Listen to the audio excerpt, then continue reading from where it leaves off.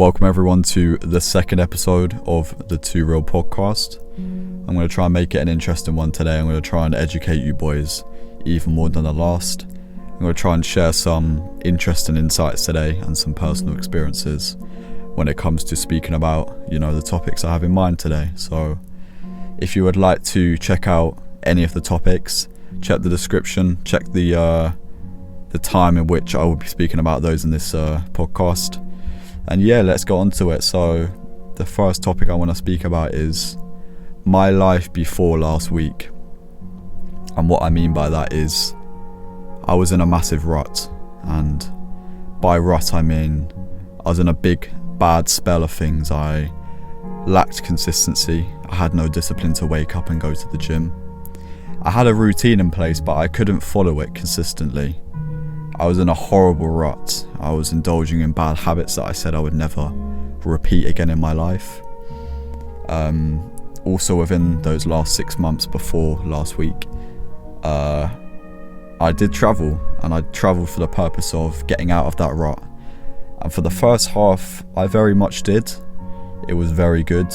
And for the second half, things came crashing down and I picked up bad habits again, and I was annoyed at myself. I was pissed off for the fact that I went against my word.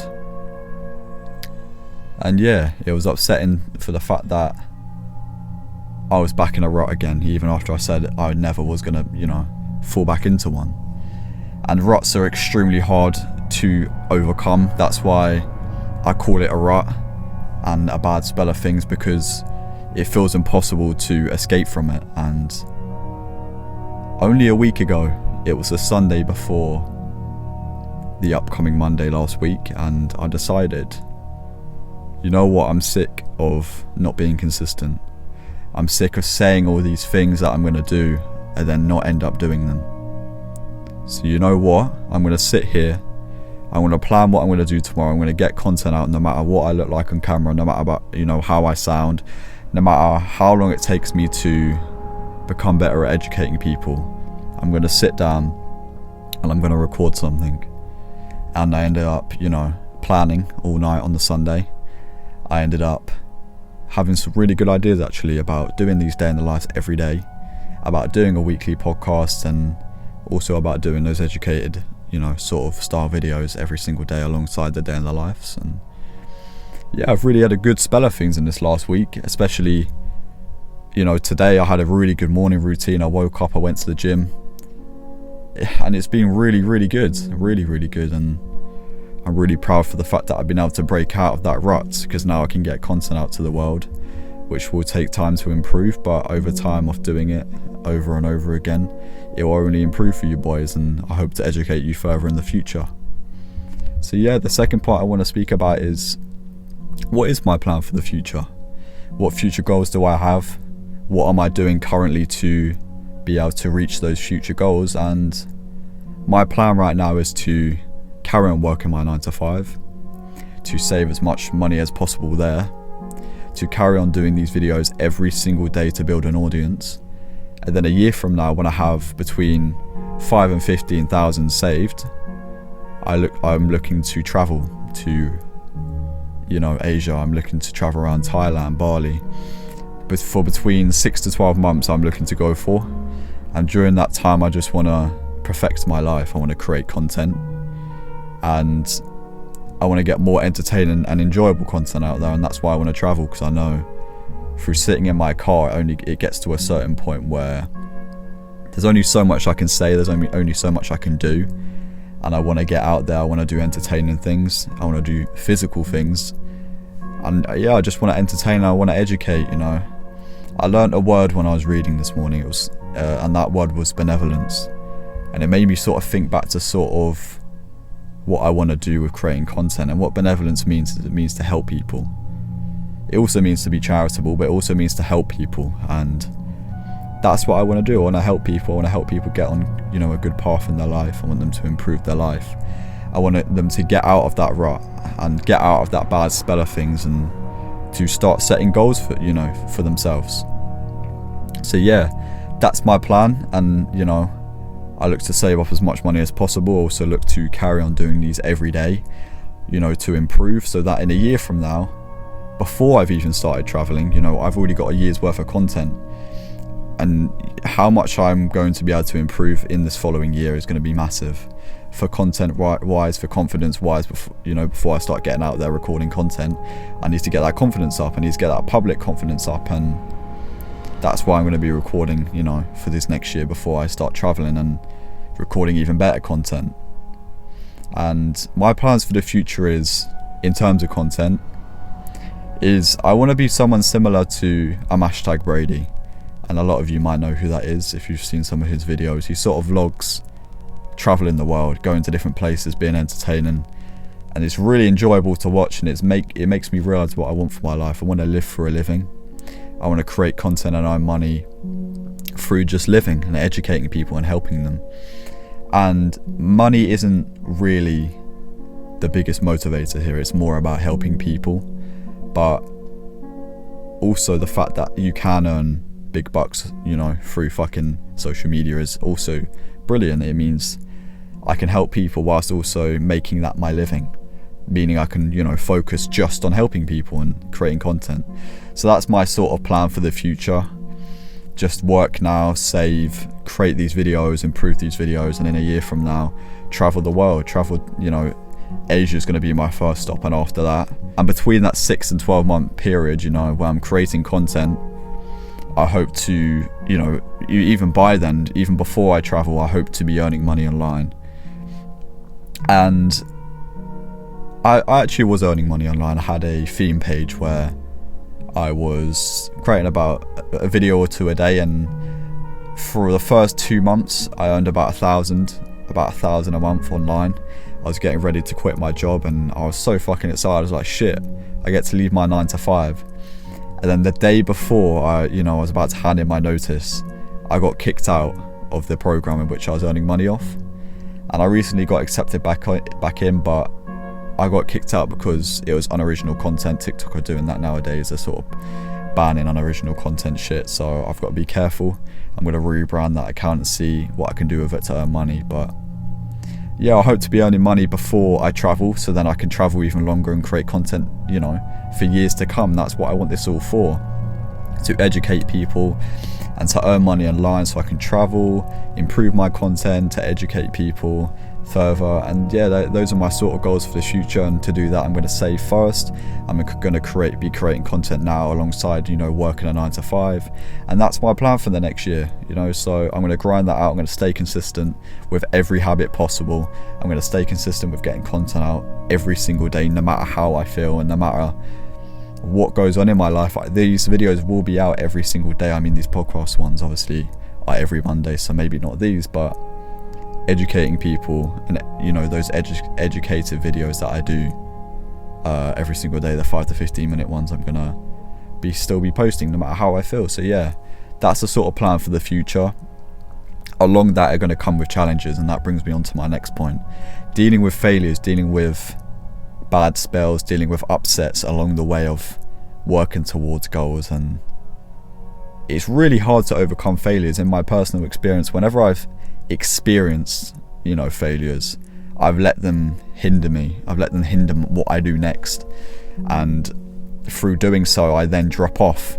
And then, so, you know, I have a success, I face a problem, I'm coming back down, but then I go even further back down from when I, you know, made that, you know, before I even made that success. So it's just like I was in this huge bad rut and bad spell of things, to the point where whenever I'd make a mistake, I'd just fucking keep plummeting, keep indulging in bad habits that I said I was never going to do, and it would get even worse. So dealing with failures is difficult. Of course, it's difficult to overcome failures, especially when you've never dealt with one before, or dealt with certain ones before.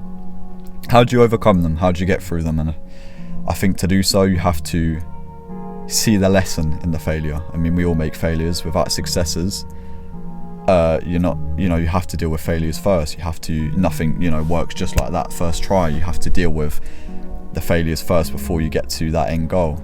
But to overcome them, you have to understand, what can I gain from the failure, you know, that just happened? Was it because of this reason? And if it was because of this reason, now I know next time to improve this, so this failure doesn't happen again. You have to take the lesson in the failure, and then through extracting that lesson, you have to extract the value from it. What value can I gain from that failure and that lesson? And yeah, that's how to overcome them. That's just how to get past a failure, and not only just to get past it, but to use it for a positive thing. My next point is sort of going a little bit off topic here with goals and success, but it's about how to deal with grief, how to deal with losing somebody. Because in my personal experience, let me just check. Last year, on the 6th of March, I lost someone very close to me, someone very important to me, and that had a huge impact in my life. I saw him very regularly. It was my granddad, and he gave me so many lessons on life. He really helped me. I love seeing him. He was one of the most important people in my life, and he still is, even if he isn't here. I even got a tattoo for him.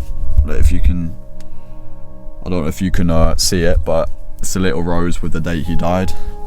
And yeah, it's just to sort of remember him, but how to deal with grief, how to get through losing somebody that you care about and that had a big impact in your life. And I don't think you really do. That's the simple answer. I don't think you actually get through that.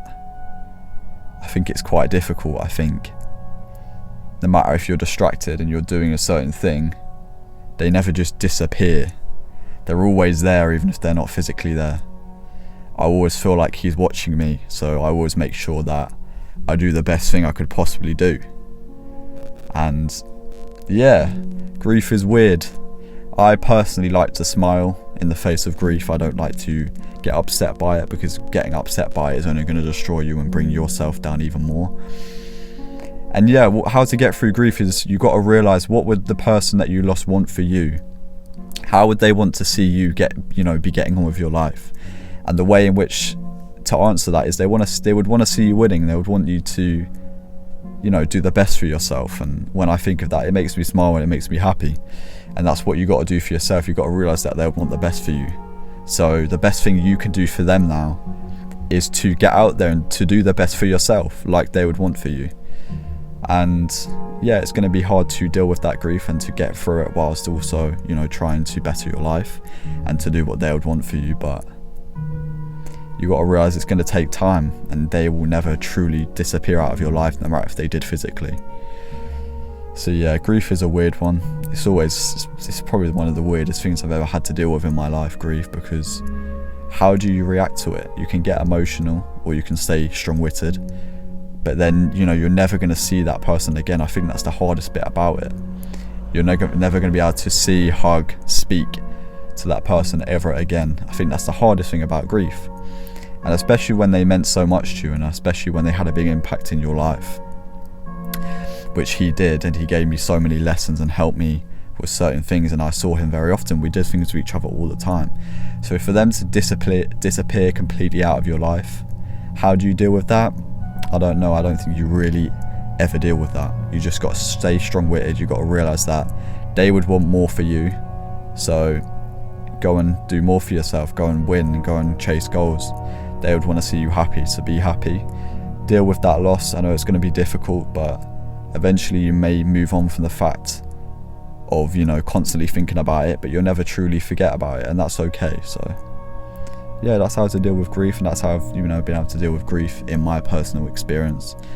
And the next point I'm going to go back on to speaking about goals and how to find your purpose and craft, and how to find passion. And to do so, and how to find purpose, you got to find what you really love. And what I mean by that is, what are things that you are doing in your life right now that make you happy? But what I mean by that is not short-term dopamine, those short-term happinesses that are actually very bad for you. I mean the things long-term where if you carried on doing that thing, they would drastically improve your life. And sometimes actually your passion might not be what you love now. It might be what you find out later for yourself. So what I suggest to find your passion is to pick up good habits and to pick up a good routine and schedule, and just let those sort of passions come your way. Let them find you And what I mean by that is, before I even started trying to create content, and before I even started to think about wanting to make money online, before I did that, I picked up good habits. I started reading, meditating, trying to become confident, going to the gym. And through doing so, the passions just came to me. I found out that, you know what, I want to have a free mind. I want to have a strong mind. And through doing so, I can't work a 9 to 5 for the rest of my days. I can't do that. It's not physically going to happen. It's not physically written in the stars for me. I know that's not going to be the case. I'm not doing that, and I've already, settled on that.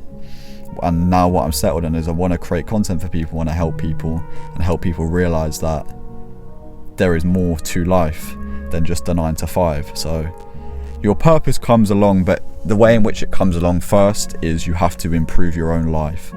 You can't just pick up a purpose and an ambition and a goal without, improving certain aspects of your life first. So I would say, to find a purpose and to gain that passion and that energy to focus on a certain goal, you have to, first improve your life. You have to better certain things. You have to, better your routine so you feel good and you're energized, and, you're ready to take on passions. You're ready to take on your goals, and they will come to you through doing that. But first, you have to get rid of everything negative out of your life, negative people, negative habits, and negative routining. And slowly through doing so, you will find out what you love to do, you'll find out what you like to do, and you'll find out what you want to do. So yeah, that's how to find your passion. That's how to find your purpose. And it's different for everyone. For me, it's just about changing my routining, changing my life, realizing that you have to be selfish to have a good life and to better yourself, for yourself and for the people around you. But yeah, I just had to improve my life first. I had to cut negative people out. And for me, that completely changed my aspect and the outlook and what I want from my life. And through doing so, that's how I found my purpose. I now know to a T what I want from my life and the sort of purpose God has set out for me. And you will find that for yourselves, but you have to go looking for it. It's not going to just come to you. It may come to you if you improve your life, but you've also got to want to find your purpose. You can't just hope everything's going to fall in line for you and everything's going to be okay. You have to go looking for things as well. So yeah, I would just say, improve your life, be looking to find your purpose, find what you like, find what you love, and just do that. Become free mentally and physically, and I would, suggest financially as well, if you want to, be happy in your life these days. And yeah, through doing so, you will find your purpose, you'll find what you really love, and you'll find the passion to want to wake up every day to do it. Navigating big decisions. Now, these big decisions can be anything. How do you choose the right decision? How do you get on the right path with this? And it's extremely difficult to. It's not as easy as thinking, I'm just going to take this option, because for me, I knew I was meant for more in life. I knew I didn't want to work, just be stuck in a 9 to 5 forever. I know I didn't want to further education. I didn't want to go to uni because I know I was meant for more. And what I mean by that is, I wanted a free life, or I want a free life of being able to go where I want when I want. And I knew to do that, I had to leave education. I knew that that wouldn't provide the life that I wanted. I wouldn't fulfill my purpose of what I wanted to do. So the biggest decision for me was leaving college, leaving education, because I knew the people around me would judge me. And how did I just leave? How did I, make the right decision? It was instinctual, It was very much instinct. And that's usually, the way in which you choose the right option. You go with your heart, you go with your gut. What feels right for you and what do you want to do? And by choosing that decision, you will choose the right one, but you can't choose it based off the fact that someone wants you to do something. You have to choose it for yourself. And that's also the right decision. Choosing it for yourself, not choosing it because someone else wouldn't be satisfied by your choice, or someone else would judge you if you chose that certain decision. So yeah, to choose the right decision, how to navigate these big decisions we come across in life, it's just about going with your heart, going with your gut. And a lot of the time it's actually going with what is the right decision. There's always that thing in the back of your mind where you're like, you know what, this is the right thing to do for me. It is. But then this one, you know what, but my mum would want me to do this one. Do I go with what she wants me to do, or do I go with what I know would better me, what would better my life and what I want to do? And that first one is usually the decision you should go with, the one that's going to better you. Sounds selfish, but sometimes you have to be selfish if you want to have a better life and you want to be happy. I always get asked, how do you constantly stay motivated? How do you wake up every morning and go to the gym? No matter if you're ill, no matter if you don't feel like going, or if you just don't want to fucking go. How do you actually wake up? How do you go to bed at 8:30 every night? Like, how do you do that shit? How do you record content without caring what people think? And the problem is, their wording is what is wrong, and is actually the problem itself, because they've asked me, how do you stay motivated? And motivated is only doing things when you feel like doing it. And the thing is, you're not always going to feel like doing something, so you can't rely on motivation. The key to staying consistent and the key to be waking up every morning and doing what you love is to stay disciplined. It's about doing the right thing no matter how you feel. And how do you do that? You have to be stoic. And what I mean by stoic is, don't rely on emotions. Rely on what you know is right. And stoicism is hard. It's a hard practice, but I really encourage you to become stoic, because I'm not a very emotional person. I'm a very cold individual. And that might be seen as a negative thing to you. It might be seen as being quite boring, but I encounter situations doing the right thing. I encounter situations with what I know will better me. So when I wake up every morning, when I wake up and I hear that alarm, I don't think, oh fuck, I've got to wake up this morning. I press that alarm, I jump out of bed and I say, I get to wake up this morning. I get the chance to prove myself wrong. I get the chance to work hard in the gym, or I get the chance to improve my videos, or I get the chance to sit here and educate people. I get that chance. So it's about being stoic. It's about waking up and knowing you should be doing something no matter how you feel, or no matter if you want to do it at all. It's about learning to want to wake up, to want to be given the chance, of a new day. So yeah, to stay, consistent and motivated, it's about being disciplined. It's about being stoic and doing the right thing no matter what, and learning to be grateful for the fact that you get to wake up in the morning. You get that chance to prove yourself wrong, and maybe you don't want to do it, but you don't want to do it because of the fact you don't actually want to do it. You only don't want to do it because you're lazy and you're comfortable. And to overcome these things, you just have to get out your comfort zone. There's no secret or bullshit reason around it. You just have to do it. There's no true secret I can give other than building your mind. When you have a strong mind, you're more likely to do things you don't want to do. You're more likely to put yourself out there. To build a strong mind is just to become stoic. It's to become a cold fucking motherfucker. It's just don't rely on emotions and when you're doing things, because then you're never going to fucking do the right thing. You got to rely on doing the right thing no matter how you feel. So that's how to stay disciplined, or consistent, or motivated, or whatever you want to call it. It's just about turning up every day no matter what. The next point I want to speak about is religion. Actually, it's going to be going completely off topic here. My religious journey, my thoughts on religion, my thoughts on God, my thoughts on certain denominations. And yeah, so with religion, it's a tricky one, because if a year ago you would have asked me this question, I would have said, I don't believe in God. It's all bullshit, I would have said. But now, learning the religion of Islam, understanding it, reading the Quran, I've learned a lot. And also for me, when I first picked up religion, it was because I had a realization that you're more likely to perform better if you know someone was watching you than if you knew you were by yourself. And what I mean by this is, you're more likely not to binge watch or to sit there eating shit if you knew someone was watching you, because you knew, you'd be even more guilty knowing someone witnessed it, so especially if you told yourself you wasn't going to do that certain thing and then you did it and someone caught you doing it, the guilt you would feel would be like, oh fuck, what have I done? You've made a mistake. So for me, at first, when I picked up religion, it was because of the fact that I wanted God to look over me. and I wanted to know how it felt to constantly be watched, you know, and through doing so it improved my life drastically. But I knew that I couldn't just believe in God and not understand anything else other than just God. I wanted to understand a religion, and so I chose Islam. And why did I choose Islam? And I chose Islam because with other denominations, they very much changed their beliefs. They've changed their ways based on modern society, and with Islam, they're very much, you know, true to the book. They haven't changed anything. They've kept traditions how they should be.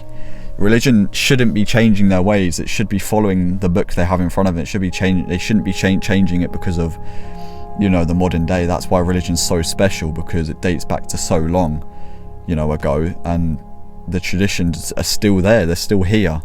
But that's why I respect Islam, because they've kept those sort of traditions afloat. They haven't changed anything, and that's what I love about the religion. I've learnt so much through reading the Quran, and you know, it's really helped me to believe in God, and through doing so it's improved my life. Religion has drastically improved my life. It's made me a better person. It's made me encounter situations doing the right thing. It's made me be kinder to myself, because now I won't cheat and eat shit because I know I've made a promise to God to never do that again. Or I won't do, you know, one of my bad habits because I promised to God that if you ever catch me doing that again, please punish me, because I shouldn't be doing that. And knowing I've said that, I now won't do it. And it's just really good. And knowing that, and knowing someone's watching you, means you can become, you know, the best person possible for yourself and for the people around you. I will say this here: when I've met people who are of a religion, or they believe in a religion, they're a part of a religion, they're always some of the best people you will ever meet.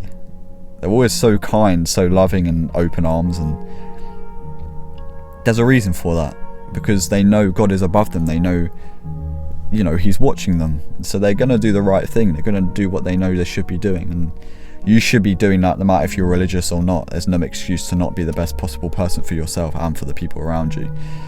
It's just this modern era is fucked, and that is the truth. There's too many distractions. It's fucking up and frying your brain, and you know, you're never doing the right thing. You're too busy relying on comfort and laziness, and religion has really helped me get out of that rut. It's really shown me the right path and the right light, you know, in life. How to let go of perfectionism is my next thing I want to sort of talk about. How to, you know, constantly stop chasing perfectionism, because it's dangerous. In my own personal experience with, you know, chasing perfectionism, I wanted to, you know, before I started recording content, I wanted everything to be perfect. I wanted to look my as best as possible on camera. I wanted that to be perfect. I wanted the lighting to be perfect. I wanted everything to be perfect, and if it wasn't perfect, I wasn't getting anything out.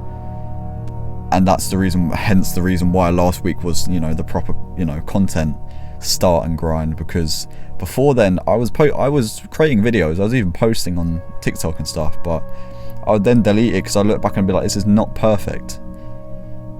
And through being trying to be perfect, it's dangerous, because you limit yourself in the moment. Like, I was fucking deleting videos. I was like, I believed I was meant for more, which is great. It's great to want to be perfect and improve things, and to want things to be, you know, as good as they could be. But a lot of the time, the dangers of that is then you're then just not going to do something if it's not perfect. It's better to do it and it not being perfect than it is to just not do it at all.